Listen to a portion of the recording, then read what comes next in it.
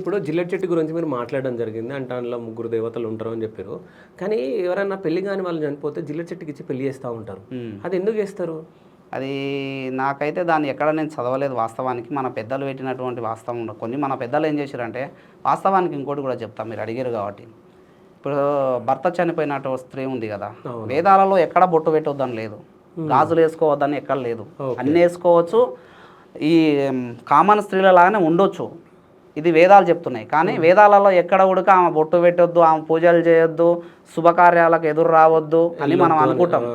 వేదాలు చెప్పలే, వేదాలలో ఎక్కడ లేవు, పురాణాలలో ఎక్కడ లేదు. అవి మనం క్రియేట్ చేసుకున్నాం. మనం అంటే మన పెద్దలు అందులో ఉన్నటువంటి రహస్యం ఏంటంటే, ఆమెను పెద్దలు క్రియేట్ చేసిరు. ఎందుకు క్రియేట్ చేసిరు అంటే, వేదాలు చెప్పలే, పురాణాలు చెప్పలే, పెద్దలు క్రియేట్ చేసిరు. మన పెద్దలు పూర్వీకులు ఏం చేసిరు అంటే, ఆమెను చూస్తే మనం జాలి పడాలి అని ఆ బొట్టుకు దూరం ఉంచారు, ఈ గాజులకు దూరం ఉంచారు, అలంకరణకు దూరం ఉంచారు. చూడంగానే ఓహో పాపం భర్త చనిపోయిండు కదా, మనం గౌరవించాలి అన్నటువంటి ఒక బుద్ధి కలగాలని చెప్పేసి ఓకే అది క్రియేట్ చేసారు పెద్దలు. మన పెద్దలు ఏదో ఒకటి క్రియేట్ చేసినా దాని వెనుక ఉంటుంది, దాన్ని మంచిగా దీర్ఘంగా ఆలోచన చేస్తే వస్తుంది, తెలుసుకోవచ్చు మనం అట్లా ఆ విధంగా.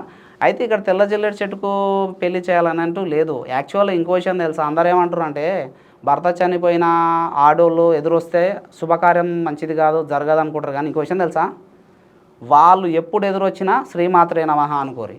ఓకే, ఎందుకు జరగదో చూద్దాం. కానీ మనం ఏమంటామో తెలుసా, నువ్వే నెగిటివ్ పలుకుతున్నావు. ఓ ఆయమ్మో ముండమోపులు ఎదురొచ్చారు, నా పని పోయిందని ఎవరు పలుకుతారు? నువ్వే పలుకుతున్నావు, నీకే తలుగుతుంది ఆ నెగిటివ్. నువ్వు ఆలోచిస్తున్నావు కాబట్టి అదే జరుగుతుంది, విశ్వం అదే తీసుకుంటుంది. నువ్వు ఏ శబ్దం చేస్తున్నావో, ఏ ఊహిస్తావో అదే తీసుకుంటుంది. ఓకే, అట్లా మనం మంచి బుద్ధితో వాళ్ళకు శ్రీమాత్రే నమః అనుకున్నాం అనుకో, కథం అమ్మవారి స్వరూపంగా భావించాలి. ఈ విధంగా ఉంటే మనకి నెగిటివ్లు తలకో అనుకున్న పనులు జరుగుతాయి.